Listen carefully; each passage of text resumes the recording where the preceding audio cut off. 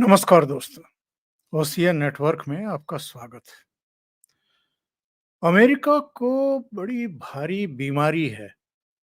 America को बड़ी भारी गलतफहमी भी है।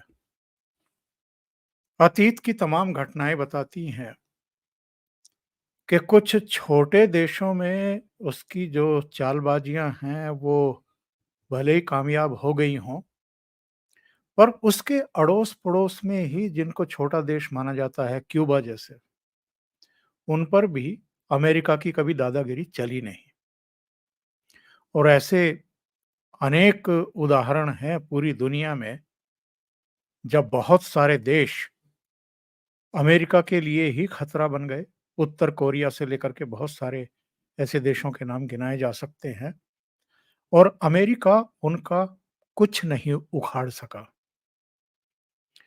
भारत को वो स्ट्रेटेजिक एक अपना पार्टनर बताता है, रणनीतिक और सामरिक सहयोगी करार देता है और उसको लग रहा था कि क्वाड में भारत, ऑस्ट्रेलिया और जापान को जोड़ करके चाइना के खिलाफ सीधी-सीधी एक घेराबंदी कर लेगा, चीन को डरा देगा। भारत को भी इसके खतरे का एहसास था, ऐसा नहीं है कि उसको जानकारी नहीं थी। चीन भी उखड़ेगा और उसका कई दशकों पुराना और आजमाया हुआ मित्र रूस भी नाराज होगा और वो सब हुआ भी। लेकिन रूस को भारत समझाने में कामयाब हो गया।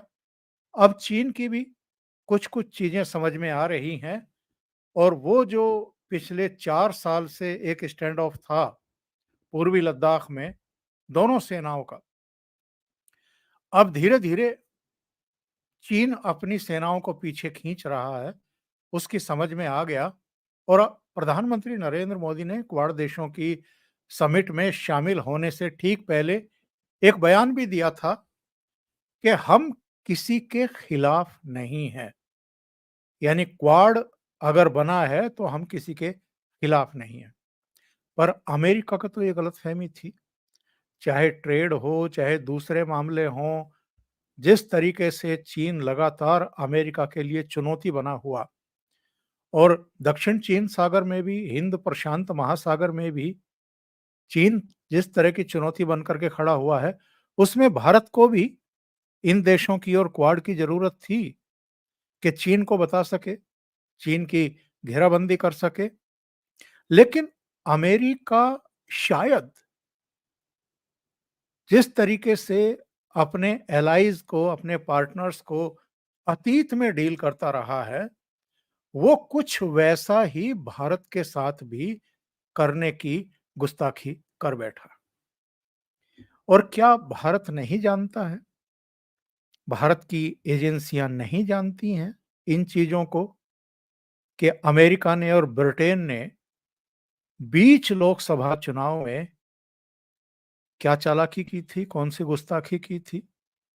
ब्रिटेन की एक अदालत ने जिस तरीके से कोविशील्ड को लेकर के सुनवाई शुरू कर दी और उस पर तरह-तरह की टिप्पणियां करनी शुरू कर दी, जिससे यहाँ डोमेस्टिक जो पॉलिटिक्स है भारत की, उसमें मोदी विरोधियों को एक बार फिर कंट्रोवर्सी क्रिएट करने का और राजनीतिक स्कोर करने का मौका दे दिया ब्रिटेन की अदालत ने। और क्या बीच चुनाव में अमेरिका के फॉरेन डिपार्टमेंट ने पन्नू के बारे में बयानबाजी करके जानबूझ करके गुस्ताखी नहीं की थी।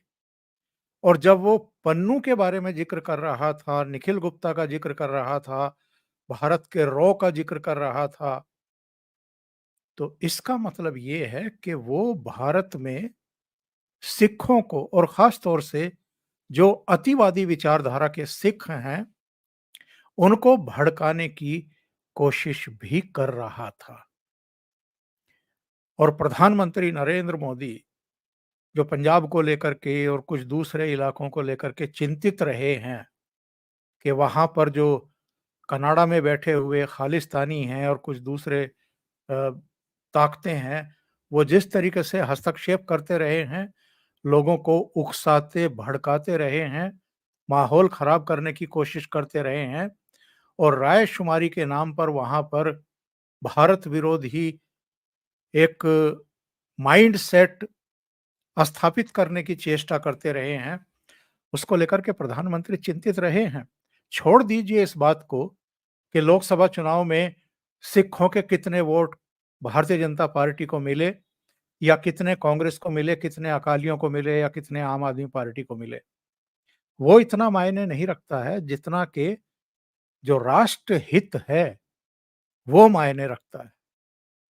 और आपको याद होगा नाविका कुमार के और सुशांत सिन्हा के साथ जो इंटरव्यू हुआ था प्रधानमंत्री नरेंद्र मोदी का, उन्होंने कहा था कि हम जानते हैं कि हमारे यहाँ लोकसभा चुनाव पर कुछ देशों की टिप्पणियां आ रही हैं। टिप्पणियों से हमें परेशानी नहीं है, हमें कोई ऐतराज नहीं है, शिकवा शिकायत नहीं है। लेकिन मैं देख रहा हूं कि कुछ देश हमारे चुनाव में हस्तक्षेप करने की कोशिश कर रहे हैं। उनका इशारा किसकी तरफ था?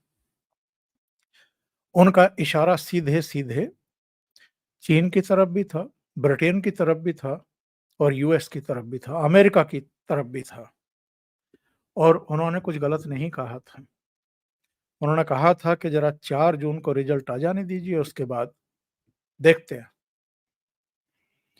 और प्रधानमंत्री नरेंद्र मोदी किसी का बहुत देर तक उधार रखते नहीं हैं, उसका जवाब देते हैं और ब्याज समेत उसको चुकता करते हैं। तीसरी बार प्रधानमंत्री पद की शपथ लेने के बाद नरेंद्र मोदी की पहली आधिकारिक यात्रा मॉस्को की थी। और मॉस्को की इसलिए थी कि बीच चुनाव में जिस तरीके से अमेरिका ने और ब्रिटेन ने गुस्ताखियां की थी, उस पर राष्ट्रपति पुतिन का ये बयान आया था कि ये लोग भारत के लोकसभा चुनाव में हस्तक्षेप कर रहे हैं। मॉस्को की प्रधानमंत्री नरेंद्र मोदी की यात्रा के बाद से ये जो व्हाइट हाउस में बैठे हुए भारत विरोधी हैं, उनके कुछ बयान आने शुरू हुए। मोदी जी ने जो टाइम चुना है मॉस्को यात्रा का, वो ठीक नहीं था। हमारे यहाँ नेटो देशों की समिट होने जा रही थी। तमाम तरह की बातें इन्होंने कहनी शुरू की। लेकिन ना तो भारत की सेहत पर इसका कोई फ़र्क पड़ा, ना नरेंद्र मोदी की चाल पर रत्ती भर भी कोई अंतर देखने को मिला। नरेंद्र मोदी ने ना केवल मॉस्को की यात्रा की, बल्कि कीव की, यूक्रेन की राजधानी की भी यात्रा की। कुछ पूर्वी देशों की यात्रा भी करके आए, जिनमें ब्रुनेई भी शामिल था। और शुरुआत तो इटली से हो गई थी G7 समिट में, जब प्रधानमंत्री मेलोनी ने उनको स्पेशल इनवाइटी के तौर पर आमंत्रित किया था। शपथ ग्रहण के तुरंत बाद ही वो इटली गए थे। अब वो अमेरिका पहुंचे हैं। लेकिन अमेरिका पहुंचने से पहले भी ये जो भारत विरोधी एक माइंडसेट वाले वहां पर बाइडेन प्रशासन में अधिकारी बैठे हुए हैं, उन्होंने गुस्ताखी की। एक तो सीधे-सीधे व्हाइट हाउस से गुस्ताखी हुई है।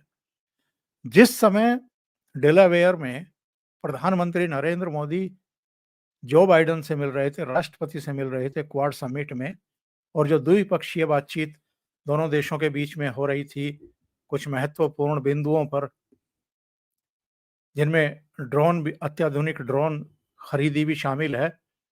उसी समय ये खबर आई कि व्हाइट हाउस ने कुछ खालिस्तानियों को आमंत्रित किया है।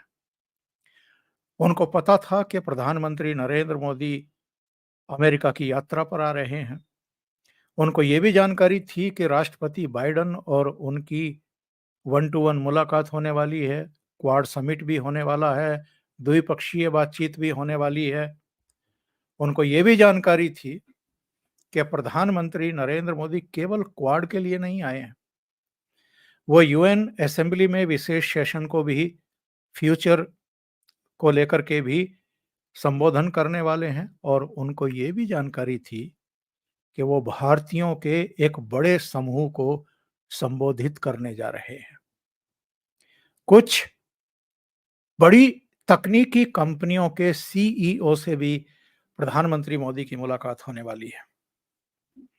एक तो व्हाइट हाउस की ये गुस्ताखी कि आप खालिस्तानियों को आमंत्रित कर रहे हैं, उनको आश्वासन दे रहे हैं कि आपके खिलाफ जो कार्रवाई हो रही है, हम आपके साथ खड़े हैं।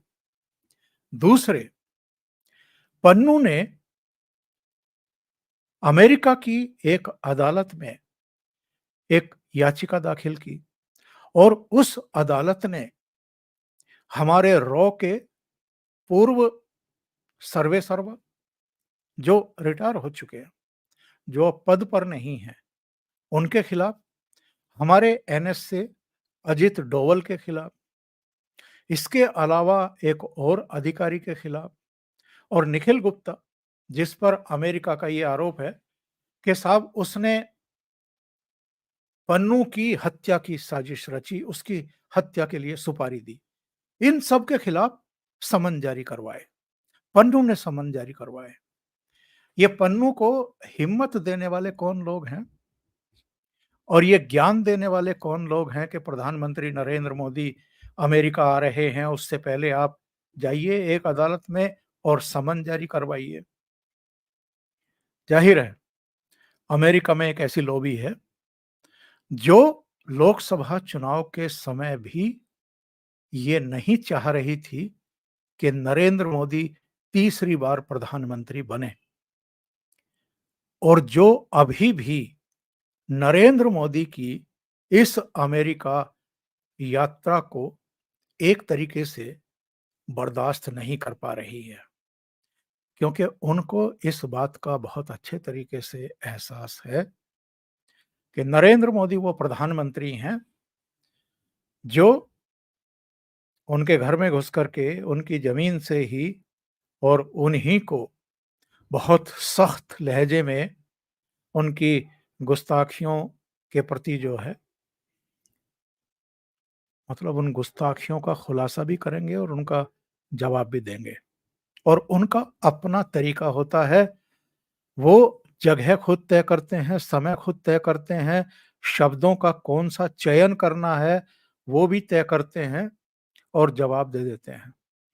जो मैंने शुरू में कहा था कि अमेरिका को बड़ी भारी गलतफ़हमी है और उसको लगता है कि वो किसी भी देश में कुछ भी करा सकता है। तो वैसे तो वो दिन गुज़र गए हैं। अमेरिका थोड़ा बहुत अफ़गानिस्तान में कुछ कर सकता था, वहाँ से भी दुम दबा करके भागा है और बहुत बुरी तरह भागा है। यहाँ तक के जो हथियार वहाँ पर वो लेकर के बैठा हुआ था, उनको भी ऐसे ही छोड़ कर के चला गया। वो इराक वाले मामले में भी मुँह की खा चुका है। जॉर्ज बुश ने क्या कह कर के वहाँ पर कार्रवाइयाँ शुरू करवाई थी कि रासायनिक हथियार हैं सद्दाम हुसैन की सरकार के पास, जो मानवता के लिए बहुत बड़ा खतरा है। क्या मिला बाद में? मिले क्या हथियार? पूरे इराक को इन्होंने तबाह करके रख दिया। इसी तरीके से 5 अगस्त को जो बांग्लादेश में इन्होंने शेख हसीना की सरकार का तख्ता उल्टा है, केवल इसलिए कि शेख हसीना से अमेरिका अपनी सेना के लिए एक आयरलैंड की मांग कर रहा था कि वहाँ पर हमें अपना सैन्य अड्डा बनाने दीजिए और शेख हसीना इनके दबाव में नहीं आई। उन्होंने सोचा कि अगर मैंने इस क्षेत्र में अमेरिकी सेना को अपना पैर जमाने का अवसर दे दिया, तो पूरे इलाके में तनाव शुरू हो जाएगा। ये अमेरिका पर नज़र रखना चाहते हैं। ठीक वैसे ही जैसे आज़ादी के समय ब्रिटेन ने हमारे नेताओं से कहा था कि हमें फ्रंटियर में एक जगह दे दीजिए। हम देश छोड़ कर के जा रहे हैं, भारत को आज़ाद करके जा रहे हैं, हमें फ्रंटियर में एक जगह दे दीजिए ताकि हम रूस पर नियंत्रण रख सकें। तो उस समय के हमारे नेताओं ने समझदारी दिखाई, उनको वो जगह देने से मना कर दिया। लेकिन पाकिस्तान बना ही उसके बाद ब्रिटेन ने सोचा कि भारत के ही टुकड़े करा दो और जो देश बनेगा नया फिर उससे उतनी जगह ले लो। और जो हमारा रेशम कॉरिडोर था, जो पूरा एक रोड था जो हमें यूरोप तक जोड़ता था, एशिया के दूसरे हिस्सों को और यूरोप को जोड़ता था, उसको भी इन्होंने ब्लॉक करवा दिया। वैसे ही चीन का हाथ कितना था कितना नहीं था वो तो बहस का विषय है, लेकिन अमेरिका ने बांग्लादेश को डिस्टेबलाइज कर दिया और वहां अपने एक गुरके को अपनी कठपुतली को मोहम्मद यूनुस के रूप में बैठा दिया। तो अमेरिका को यह गलतफहमी थी कि हम भारत में भी नरेंद्र मोदी का रास्ता रोक सकते हैं, तीसरी बार उनको प्रधानमंत्री बनने से रोक सकते हैं। ऐसा हुआ नहीं। और ये जो राहुल गांधी की यात्रा थी प्रधानमंत्री नरेंद्र मोदी के पहुंचने से 10-12 दिन पहले, और जिस तरह की बयानबाजी उन्होंने की है वहां पर, उसके पीछे किसकी सोच थी, क्या थी, किसने उनका कार्यक्रम डिजाइन किया था, अब तो वो भी माथा पीट रहा होगा। सिखों के बारे में जो बकवास करके आए हैं उस पर अभी तक सफाई दे रहे हैं। उनके समझ में नहीं आ रहा है कि वो क्या कह आए। और उनका जो मीडिया डिपार्टमेंट है वो भी जिस तरीके से लीपापोती कर रहा है और उल्टे भारतीय जनता पार्टी पर एक तरीके से आरोप मढ़ने की कोशिश कर रहा है, उससे पता चलता है कि इनका वो जो एक कहावत है ना, गए गए थे हरि भजन को ओटन लगे कपास, तो इनके साथ वही हुआ अमेरिका में। लेकिन ये अमेरिका गए क्यों थे और किन किन से इनकी मुलाकात होनी थी? और 8 से 10 तारीख तक के तो सारे प्रोग्राम इनके ऑन कैमरा थे। ये 16 तारीख को वापस भारत में लैंड किए। ये जो 6 दिन थे बीच के, इन 6 दिनों में राहुल गांधी की किस किस से मुलाकात हुई है और इनकी मुलाकात हुई है कि नहीं हुई है, उसके बाद जो ये पन्नू ने अदालत में याचिका दाखिल करवा करके हमारे एनएस से और दूसरे लोगों के खिलाफ याचिका समन जारी करवाए, और व्हाइट हाउस ने प्रधानमंत्री नरेंद्र मोदी की यात्रा से ठीक पहले खालिस्तानियों को जिस तरीके से आमंत्रित करके बातचीत की, ये दोनों घटनाएं बताती हैं कि वहां जो डीप स्टेट है वो अभी भी भारत के खिलाफ षड्यंत्र रच रहा है। और चूंकि कुछ समय बाद जब हम बात कर रहे हैं, प्रधानमंत्री नरेंद्र मोदी न्यूयॉर्क में 25,000 भारतीयों को संबोधित करने वाले हैं, तो उम्मीद की जा रही है कि मोदी ब्याज समेत चुकता करेंगे हिसाब किताब, और जितने भी षड्यंत्र वहां की धरती से भारत के खिलाफ रचे जा रहे हैं, भाई या तो आप सहयोगी मान लीजिए भारत को और भारत के प्रधानमंत्री को, या फिर पाला खींच के आ जाइए, समझ में आ जाएगा। फिर तो भारत के पास चॉइसेस होंगी ना। लेकिन नरेंद्र मोदी वैदेशिक नीति के मोर्चे पर भी इतने सफल हैं कि अमेरिका समेत दुनिया के कई दूसरे ताकतवर देशों को बहुत भारी परेशानी हो रही है। नरेंद्र मोदी के 3 फोटो आप एक साथ रख करके देख लीजिए, एक फ्रेम में देख लीजिए। वो राष्ट्रपति पुतिन से भी जाकर के गले मिलते हैं, वो राष्ट्रपति जेलेंस्की से भी जाकर के गले मिलते हैं, और वो डेलावेयर में जो बाइडेन के साथ भी जाकर के गले मिलते हैं। और ये जो क्वालिटी है नरेंद्र मोदी की, इसको ही हजम नहीं कर पा रहा है ये डीप स्टेट। अभी के लिए इतना ही। बहुत बहुत धन्यवाद। अगर आपको ये चैनल और इसके कंटेंट पसंद आ रहे हैं तो लाइक करें, कमेंट करें, वीडियो को शेयर भी करें। अभी तक अगर आपने ये चैनल सब्सक्राइब नहीं किया है तो सब्सक्राइब कर लें और साथ में लगे बेल आइकॉन को दबाना ना भूलें, ताकि आगे आने वाले वीडियो और उनके नोटिफिकेशन आप तक पहुंचते रहें। बहुत बहुत धन्यवाद। नमस्कार।